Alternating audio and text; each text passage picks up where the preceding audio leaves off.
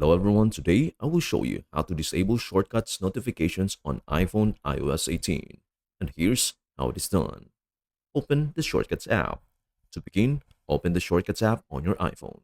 If you cannot find it, swipe down on your home screen and type Shortcuts into the search bar. Go to the Automation tab. Once in the Shortcuts app, tap on the Automation tab at the bottom of the screen. Here, you will find a list of all your automations. Select the automation to disable. Tap on the automation you want to turn off. This will open the settings for that specific automation. Disable the automation. To disable the automation, simply toggle the switch next to it.